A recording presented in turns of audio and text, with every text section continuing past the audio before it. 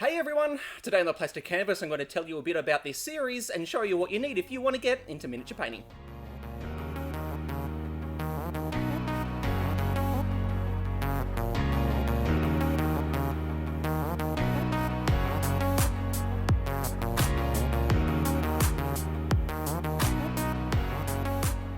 Hey everyone, Matt here from the Plastic Canvas and welcome to the first episode of this new series that I'm putting together called Anyone, Yes Anyone Can Paint Miniatures. The purpose of this series is to hopefully show you that painting minis is a lot more simple than what you think it may be, and by showing you each step in the miniature painting process and breaking them down, you'll be able to see that it's a lot more accessible than what it may appear, and that the perception that the only people that should bother are those that have an artistic flair or can paint to a really high standard is simply not true. I just think there's some do's and don'ts that if you follow, will give you a really good start into the hobby, and that anyone can paint well enough for their miniatures to go on the table and make your board games look even better. I have no doubt that there are heaps of people out there that have thought about getting into miniature painting and would like to, but haven't because they think that they're just not good enough and that they're just going to ruin minis if they try and put any paint on them. And that's where this series comes in. So in each episode, I'm going to show you a step in the painting process, break it down, show you some simple approaches that I've found so that you can hopefully see that you don't need to have the level of painting ability that you may think that you need to in order to be able to do a good enough job so that the minis can go on the table. And so if there's only one person that decides after seeing this that they do want to give it a go while previously thinking that they shouldn't bother, then I would consider this a success. So if this sounds like a series that's going to be useful for you, please hit the subscribe button so that you know when each of the videos come out. And if you enjoy it, please hit the like button as well. But let's get started. We're going to start at the beginning with what you need to start painting miniatures. Alright, so today I'm going to take you through paints, brushes, hobby holders, all of the different things that I think you need in your starting paint setup.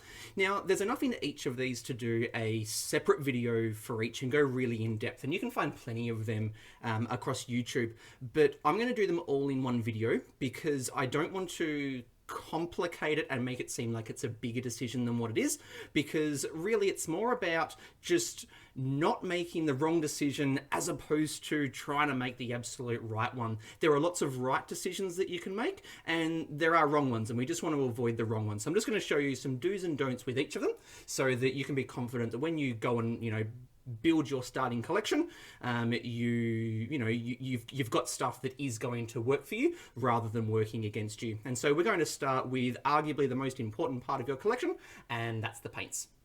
Alright, so the first thing to note when talking about the paints that we use when painting miniatures is that we use acrylics. Now, the reason that we use acrylics is because they are fast drying, which means that you can quickly move from one step or one layer onto the next. You're not sitting around waiting for it to dry before you can keep on moving.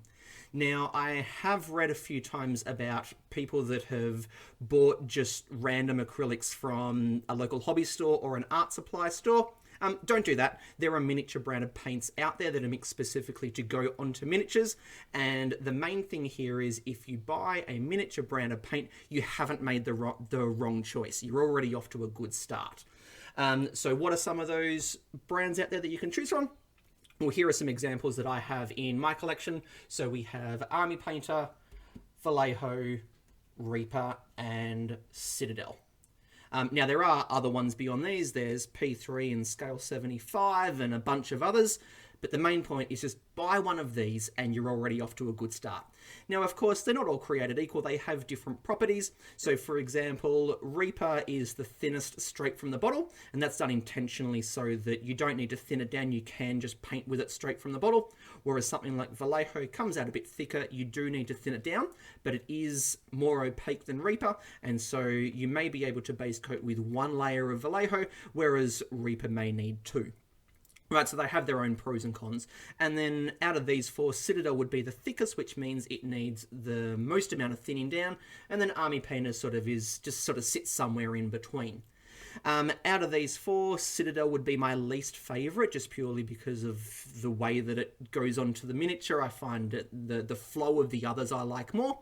And for my own personal painting style, where I do lots of blending and things like that, Reaper is my go-to. Now, the point of saying that is not to say avoid Citadel and buy Reaper. It's just that, over time, you'll find your own preference. And if you buy, as you build your collection, if you buy from a range of brands, you'll find which one works for you, and then you can lean more towards them as opposed to others. But as long as you buy a miniature branded paint, you're off to a good start. It doesn't matter which one it is. You can always add, as you need to build your collection. Now, when you're buying them, you've got sort of two main ways that you can go about it. You can either buy them individually, or you can buy them in a starter set. And which one you do totally comes down to which, how you're going to paint. So if you're going to be painting, say, an army, and you're only going to use a handful of colours from one mini to another, just buy the ones that you need. Whereas if you're like me and you're going to be painting board games, and so you're going to need a range of colours from one board game to another, then a starter set may be the way to go. All right, so yeah, if you're going to be painting armies, just buy the ones that you need, because there's no point buying a starter set and then only using half of it. But yeah, if you're gonna need a range of colors, go with a starter set. But the point here is just buy a miniature painted brand, and then over time you can add to that collection, and yeah, get yourself some different brands and see which ones work for you. But as long as you buy one of these, you haven't made the wrong choice. That's everything I think you need to know about the paints. So let's move on to brushes. Alright, so brushes are the other main important part of your starting setup, and this seems to be one of the most contentious issues in miniature painting in regards to what you should and shouldn't buy, based on all the differing opinions that you can find in videos and forums and different places like that. Some people think that you should start with cheap brushes, and then after you've learned to look after them, then get expensive ones. Other people think start with expensive ones so that you're not fighting against them. You can find all sorts of opinions out there. In regards to how much you spend, that's totally up to what you can afford. I tend to think starting on the cheaper end is probably a good idea, because you will upgrade and buy new ones sort of fairly quickly as you start to build your own style and you work out what you do and don't like. And, cheaper ones are easier to replace. And also with expensive ones, if you don't know how to look after them, you will burn through them faster than what you want to if you have bought more pricey ones.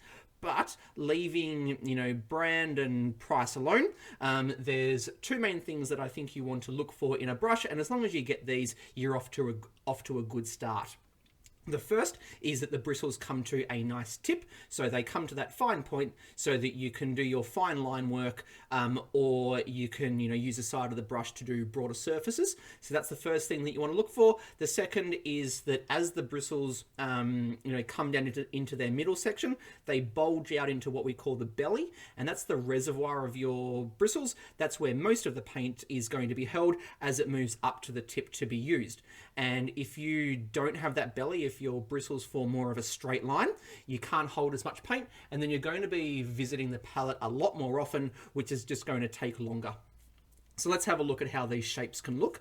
So if we have a look at these ones here, these were in my starting set that I bought. These came in a 4-pack. These were really, really cheap ones. And if we have a look at this one here, you can see with the shape of the bristles from the ferrule, which is this part here, which is where all of the bristles come together and get glued inside, from the ferrule to the tip is pretty well sort of a straight line, right? So painting with this one here, need to revisit the palette quite a bit, doesn't hold a lot of paint. Also, the bristles flared apart fairly quickly. These ones didn't last very long. But these ones here, which are the ones that I use at the moment, the Army Painters, if you have a look at the shape, much better, much finer tip, and then it does bulge in the middle there. It's got a much better belly. This holds a lot more paint, and so I'm visiting the palette a lot less often. So you want one that looks more like that. Now, in terms of where you buy them from, for brushes, I think you're fine to go to a hobby store or your local art store, and just, look for that shape. And then in terms of the actual bristles, like what they're made of, you can get synthetic ones, so, golden Taklon. The reason why people like synthetics is because they are a bit firmer and they do hold their shape better, but do deteriorate more quickly than natural hairs. And the natural ones they are softer to paint with, so some people like the feel of that, and they will last longer over time. I wouldn't really get too bogged down in the finer details about what the bristles are made of and how much they cost. Just look for that shape just to get you started. And then as you keep painting and you need to get new ones, upgrade, expand your collection, and then you might try some different bristle types then to work out what you like. But just look for that shape and that'll get you off to a good start. Alright, so you've got your brushes, you've been painting. Now we need to actually have something to clean our brush so that it will last as long as possible. And so we need a brush cleaner and something like this. This is the Masters brush cleaner. This is, from what I've seen and read, the most widely used brush cleaner that's out there. This stuff is great. It's just like a soap, and you just wet your brush a bit, swirl it around in there, and it just works all of the paint out, because any paint that dries in the ferrule, which, as I showed earlier, if I just grab a brush, so any paint that gets down into this area and dries in there is going to deteriorate the glue, and then your bristles are going to flare out and fall out a lot faster than what they will. So you want to work all of the paint out, and so something like this is excellent. I can highly recommend this one. Just go grab it. It's very widely used. Alright, so the next thing that we're going to have a look at for our starting setup is our primer. Now, before you start laying down your base coat, like all of the different colours, you need to prime the Mini, because the paints that you use to base coat with aren't designed to stick to plastic. They're designed to stick to other paint, and so you need something on there for that paint to stick to, and that's the primer. It does stick to plastic or resin or whatever your miniature is made of. Now, you have a couple of different options. The first is a brush-on primer. Now, the reason why some people use brush-on primers is because they may live in an area that is too humid to be able to use a spray-on primer from an aerosol can. That really seems to be the only reason for it, because then they can prime inside at any time. They don't need to worry about the weather. The downside, of course, to it is that it's going to take longer because you're brushing it on. If you're going to get a brush-on primer, which, I don't know, you'll have to check out the area that you live in, get a miniature branded one. I know Vallejo make them. I think Reaper does as well. I'm sure probably Citadel does. I don't know. When I first started hearing about the humidity issues, kind of led me towards getting a brush-on one, and I didn't really know much about them at the time. This is the one that I bought. It's not a miniature branded one. It does work on plastic. It was fine, but I wouldn't recommend anything like this. If I had my time again, first of all, I wouldn't get a brush-on primer. I would go straight to aerosol. But if you're going to get a brush-on primer, get a miniature branded one. Alright, so the other option that you have is, of course, a spray-on primer from an aerosol can, something like this. Now, there are miniature branded ones out there. I know Army Painter and Citadel make them. They are quite expensive, though, compared to other ones. And from what I've seen and heard, they don't do anything that one like this, which is just from our local hardware store, that they don't do anything that these ones don't. But you can see written on here, it bonds to wood, metal, plastic, and more. So you just want to make sure that it is going to bond to plastic, because that's what most of the miniatures are going to be. This one's been absolutely fine, not a problem at all, and this was like $7 or $8. Now, different ways that you can prime is either just prime in black and then start painting, or you could do a zenithal prime, which is where you kind of make the top of the miniature look brighter than the bottom. So you would then hit it with black all over, and then grey from like a 45-degree angle, and then white from directly above, so you can get a black, a grey, and a white primer. I have that, and I think that's a really good way to prime. But you don't have to do that. But at the very least, just make sure that it bonds to plastic. Black is a great start. You'll be able to do, pretty well any color over that. Your lighter colors are going to take more layers, but, black's a safe option. But just make sure it's plastic. But yeah, I would advise against the miniature painted brands because they are that bit more expensive. Your other option that you've got is to prime from an airbrush, but this obviously does incur an additional cost because you need to buy all of that stuff with it. This is my primer, my black primer that I use when going from the airbrush. It's a Vallejo one made specifically for airbrushes. Priming from the airbrush is so much better than using an aerosol can. The paint that comes out of the airbrush is so much finer and smoother. It obscures so many less details, and if you're going to do a zenithal prime, it goes on so much nicer. But of course, whether you can afford that comes down to what you can afford. But at the very least, just get yourself aerosol, start with that. If it turns out that your conditions are too humid or whatever, move to a brush on, get a miniature painted brand. But this is a great start. Just make sure it's plastic, black at the very least, but I do recommend black, grey and white to do that zenithal prime. All right, next thing we're going to have a look at is a hobby holder. So when you're painting a miniature, I'll just grab one that's sort of sitting off to the side here that has been primed. If you're painting and you're just holding onto the miniature like that, your fingers are going to get into the way and it's really hard to, turn and all that sort of stuff. So you want to grab something that you can mount this on so that you're not actually holding the miniature itself. Two main options that you've got is just to use something from lying around from home, like a block of wood or, a bit of cork like this with some blue tack or poster putty. It's called different things in different places. But yeah, there's just some blue tack on top, stick it on there. And now I'm holding onto the cork rather than the miniature, and it's so much easier to turn and your fingers don't get in the way. This is absolutely fine, great option and super cheap, especially if you've got these lying around already or if you've got a block of wood, not a problem at all. There are ones that you can buy that companies do make. I'll get this one out of here. So this is a Citadel one. It does say Citadel on there, but it's rubbed off from all of the use. One like this is spring-loaded, so it just opens up, that slots in there, and then it locks it in. This one I find really good, but you absolutely don't need to buy one like this. Something like that or a block of wood is absolutely perfect, but you do want something to mount your miniature on. Either option is absolutely fine. All right, so the next thing that we're going to have a look at is the pallet. So what you're actually going to put your paint in while you're painting.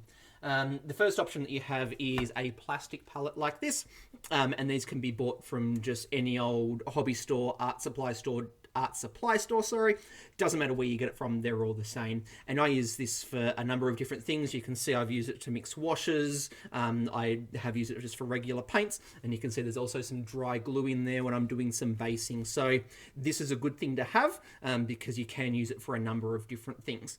The other option that you've got when you're just using paints is a wet palette. Now, the advantage that a wet palette has over a plastic one is that with a plastic one, the paint dries really quickly and it doesn't stay usable for very long. A wet palette, which this is mine here, this is just one that I made myself. So this is just a Tupperware container that, can be has a lid that can be closed tight.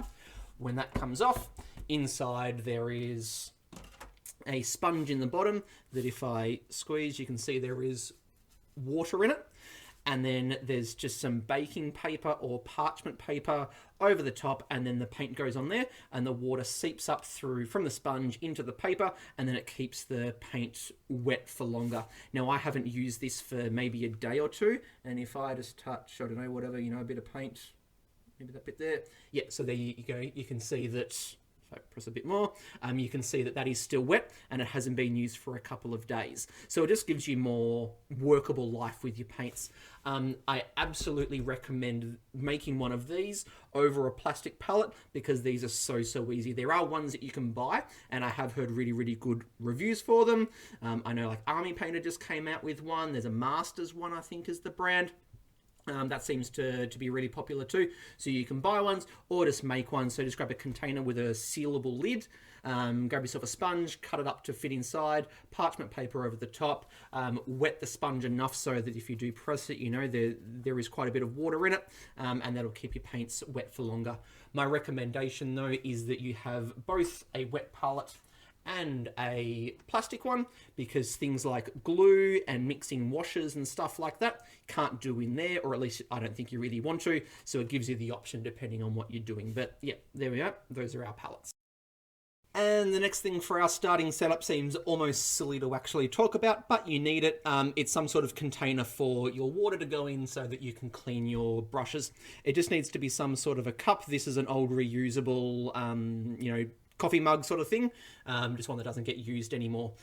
One thing that I will recommend though, just from listening to other people's stories, don't use like a mug, like a coffee mug or something like that, because I have heard a few stories of people getting their coffee mug and their water mug confused, and they end up drinking their paint water.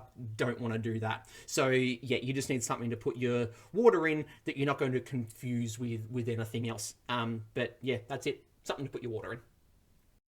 Next thing that you need to have is some sort of jar or container to store your paintbrushes in, and this here is mine. It's just a glass jar, and it is quite tall. You don't want one that's really, really wide, because you want to be able to keep your brushes in there vertical.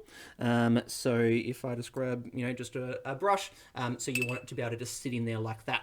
You want to be able to sit your brush with the bristles down, so that if there is any water in them, it will drain out, and you want to be able to obviously store it with the end cap thing on there. But yeah, anything like that is fine. But you want it to be vertical. I've heard that some people grab like a hair tie or a rubber band and wrap it around their water cup and then just sit them in there. Anything that will keep your brushes vertical. But yeah, so something like this is absolutely perfect. And the next thing for our starting setup that we need to consider is the lighting. So you need to be able to see your miniature. You know, you want it to be well lit, but one thing that you do need to consider is the color of the globe that you're using, because it can impact the way that the color looks that you're putting on your miniature. So when I first started painting, I just used the lamp from my bedside table, and you know, at the end of my dining table is where I started my first setup, and I thought it was fine at the time. But then I shifted to these lights, and these ones are LED lights, and they are very, very white. And once I shifted to these, that's when I noticed how much of an impact the yellowish globe from the lamp that I was using actually had on how my minis looked. It was a very, very immediate impact. So when you're getting your light, I do definitely recommend having a specific light for your painting. Don't just grab any old light that you've got floating around your house. Have one specifically for your painting. LEDs are great because they're bright and last for a long time. Make sure that they're white and have it so that it can be elevated off your desk a bit, so that it's not sitting immediately above your mini and kind of washing it out. So if it's got a bit of a stand or something like that, that's going to be your best bet. But yeah, so that's pretty much it for lighting. I got mine from, like it's not specific to miniature painting or anything like that. I just went to a place that sells a number of different things, and they were sitting there. So yeah, you can buy your light from anywhere, but just make sure it sort of fits that criteria. Okay, so the last thing that I'm going to show you that I would consider to be in like the essential starting setup, you know, part is a varnish. So when you finish painting your mini, you want to put a harder wearing surface over the top of it, so that if your minis are moving around in the box and from the general wear and tear of playing, that your paint's not going to chip. Whereas if the topmost layer of your mini is just the paint, it's much, much easier for it to chip, and then it's going to, you know, look sort of worse over time. So a varnish is going to give it that hard wearing surface. You have some different options for that. This is my spray-on varnish that I've got. It's matte, so that it keeps the original look of the paint, but something like this is great. Dries really, really quickly, and it means that the paint is going to stay, you know, chip-free or whatever for much, much longer than if it didn't have a varnish on it. You can also get brush-on varnishes. This is what I originally got. This is a Vallejo matte varnish. So again, this goes over if I want the paint to look as though it doesn't have a varnish on it.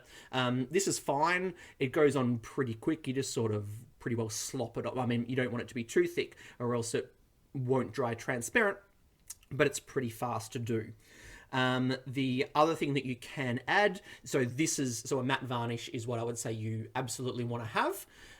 You can add a gloss varnish to it. So if you've got a part of your mini that you want to look wet or reflective, you can put this on. So if there's like an open wound and you want it to look bloody, you can put the gloss varnish on. It will make it look shinier. Or if you want to paint eyes or something like that to look reflective, this can go on as well. This is not essential. This is just an optional addition, but definitely a matte varnish. So either the brush on or the spray is fine. The spray is a lot faster, but yeah, the brush on one is fine as well. I would lean towards the spray on if both options are fine for you. All right, so that's all of the things that I would consider to be essential for your starting setup. So the things that I'm going to show from now on are all optional additions, I suppose, things that I think are worth having, but you maybe don't need them straight away. You can get them over time as you build your collection. The first thing that I'm going to show you are the washes or shades. They get called different things depending on the brand. And the point of the shades or the washes is that after you've base coated, you then paint these over the top of the base coat, and it's like heavily thinned down paint. It's more technical than that, but think of it in that way. And what it does is it flows into all of the recesses and the nooks and crannies and darkens them, but it leaves the more protruding or, the ridges and that less shaded, so that you it's an easy way of applying some shadows. Now these come in all different colors. So there's black and brown, I've got yellow, green, blue, purple from Army Painter, they come in all different colors. These are absolutely fantastic to have, because if you have surfaces that have really fine texture, so chainmail, hair, that sort of stuff, and you don't want to individually pick out each edge if you're highlighting, these are absolutely brilliant for that. They add more depth and that sort of stuff. Just not necessarily something that you have to have straight away, but I think a thing that you do want to move into fairly quickly, because it is a fairly easy step to add some depth and contrast. Some people call these like liquid talent. I don't agree with that, because there is a technique to using them, but definitely something to have a look at as you progress. All right, another optional extra that you may need to consider at some point is this here, which is a drying retarder. So what you do with this is, after you've put your paint in the palette, you mix a couple of drops of this in, and through magic, I don't know what's in it, it will make your paint take longer to dry, hence why it's called a drying retarder. There's different reasons for why you may need this. If you're going to be doing a technique like wet blending, where you need your paint to keep that nice flow to it for longer, put some of this in. It'll give you more workable life with the paint. Also, if you live in an area that is a bit hotter, and you find that your paint is drying really quickly, you may need to mix some of this in just so that you can actually paint for longer. I live in Australia, and our summers do get quite hot, which we're going through at the moment, and so I'm often using this just so that I can paint for a worthwhile amount of time. So not an essential thing. It comes down to whether you need it, but that is a thing to keep in mind. Another optional extra that I think is actually really handy is a hairdryer. So if you want to quickly move from one layer to another, you can hit it with the hairdryer, and that will just speed up the drying process. Your hairdryer does not need to be anything fancy. This is just an old one of my wife's that she wasn't using anymore, and you can see, compared to my hand size, it's pretty small. It's really good. So something like this just helps you to, just quickly speed up the drying, move on to your next part. So a hairdryer like that is a useful thing, but you don't have to have it. And the last thing that I'm going to show you, which still fits into the optional additions, is some basing stuff. So when you finish painting your mini, you may want to make, what they're standing in reflective of the environment that they're in. There's so many different things that you can do. So you can have a couple of different things like this, where you create like a bit of a muddy sort of grassland kind of environment, or you may have something like this where you want it to look like it's on kind of like Mars or a different planet or something like that. There's so many different things that you may end up doing, and you need some materials to do that.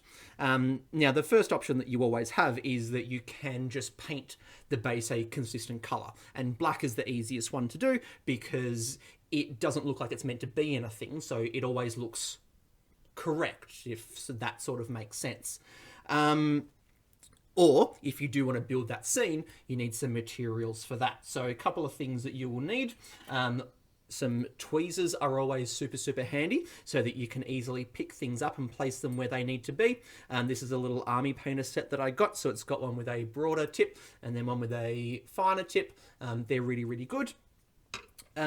If you're going to be, gluing down, like I often glue down like green tea leaves to create like an undergrowth sort of look. Having, so craft glue is really handy. This is just like that stuff that, you used at school sort of thing.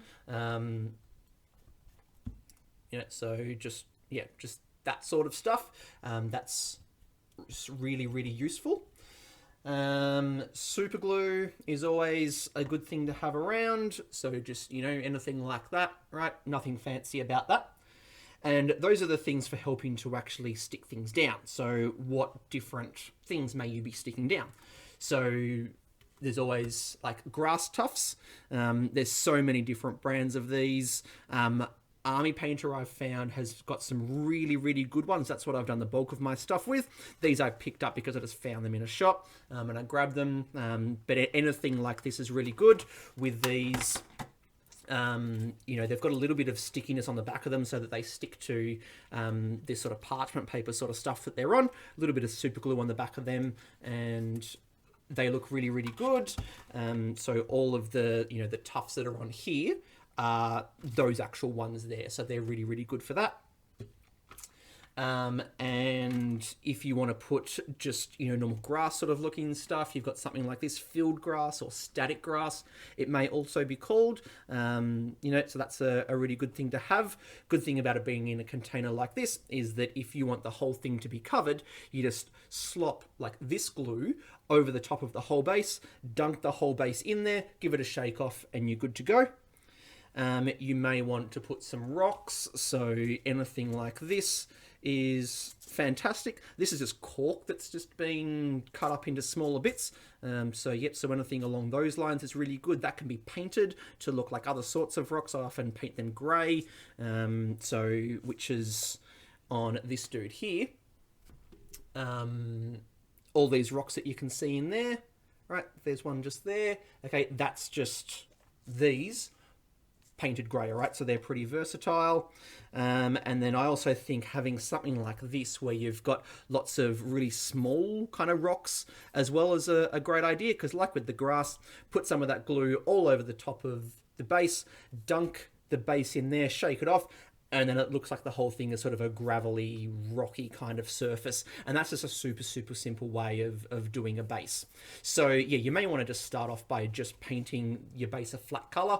Black's a great way to do that because it looks like you haven't tried to make it look like anything, so it can't look wrong.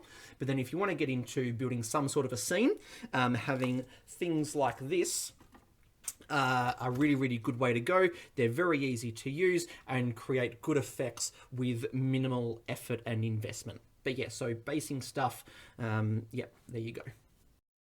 And just one other thing that I think is really useful to have if you're going to be basing, which I forgot to mention just before, is some sort of a hobby knife. Anything like this is fine. So this is an Army Painter one. It doesn't have to be a miniature branded one. Anything that sort of resembles that will be really useful. So this is great for like slicing minis off bases if I'm going to be rebasing, or just, chopping little sticks up if I want to put twigs and things around. Anything that needs to be cut, this is really good for it. It's got a thin blade on it, and you can just just unscrew that, take the blade off and replace it if it needs to be. But just anything that resembles this will be fine. And so those are all of the things that I think are worth mentioning at the moment as being part of a painting setup. So like I said, the first group of things that I showed were what I would consider to be essential parts of a setup, those things that you really do need to get started. And then the second group were all, optional additions that depending on your needs as a painter, you can add along the way, but it's just good to have them in the back of your mind so that you do know, what options are out there depending on what you need. Now, of course, there are tons of other things that I could have mentioned, things that are good to have as part of your collection, but you just don't really need to be worrying about them as you're entering the hobby. So things like an airbrush. Right, so this is mine here. It's an Iwata Neo. This has been a fantastic one to get started with, but I am, saving up at the moment to upgrade this. This is an absolute dream to prime with and to blend from one color to another. If I was starting my time in the hobby again, I would buy one of these, and I'd be happy with this one from day one, if for nothing else than priming it. Puts the priming so much smoother. The particles are so much finer. You lose so much less detail, and just the actual painting that you can do with it, it's awesome. But of course, there's an additional cost involved in this, and so it comes down to whether you can afford something like this. No dramas if you can't, but it is a great thing to have in your arsenal, I suppose. And then other things like, paints that aren't just for base coating. So Citadel have a really good range of like texture paints or technical paints, whatever. So something like this, which is a Grell and Earth. So when you paint this on, as it dries, it will start to crack. And so then you can do cool little things with it. So like this guy here from Arcadia Quest Inferno, this is Ignis. The base there, I used a Grell and Earth there to make it look like a volcanic sort of lava kind of effect. So for that, I put down red, orange, and yellow swirls first to get that lava color, then painted a Grell and Earth over the top. Then after it cracked, I then painted all of what was left of the Grell and Earth black, and then it gave that lava effect, right? So you got things like that. And then, even green stuff like this, or, that's what it's commonly called. But if you've got gaps in your mini, say where like the arm meets the torso, you might have a little bit of a gap in that join there. You mix some of this together, and then you can use that to fill in that gap. So, there's all of these sorts of extra things that, are useful to have, but you just don't need to be worrying about them at the moment. But, it is good to know that they're out there. So do keep looking for things that are out there. Blood for the blood god. So if you're doing blood, that's a great thing to have. But yeah, so the main thing that I just want to get across from this video is that it's just important to avoid making the wrong decisions. There's lots of right ones, and as long as you avoid the wrong ones, which I hope I explained clearly enough, you've made a good start, right? So don't stress about whether you should get Citadel paints or Reaper paints or Vallejo. As long as you get one of them, you're off to a good start, all right? That's the main thing that I want to get across. So I hope this has been a useful start to this series, and it gives you a good idea of what things you do and don't need when you're starting, and what to actually consider when you are buying those things to put your initial painting collection together. So that'll do it for this video, and from now on, each video is going to be like the next step in the painting process. So the next one's going to be looking at how we prep a mini, so all of the things that you do before priming it, and then each video from there is just going to be each step really broken down so that you can see the way that I go about it and some really, really simple approaches, just so that you can see that painting minis is not as complicated as it seems. So please do hit the like button if you enjoyed this video, if you found it useful. Hit the subscribe button as well if you want to stay up to date with these videos as they keep coming out. And yeah, I hope to see you in future videos. So this is Matt from the Plastic Canvas signing out. Happy painting, everyone. Cheers.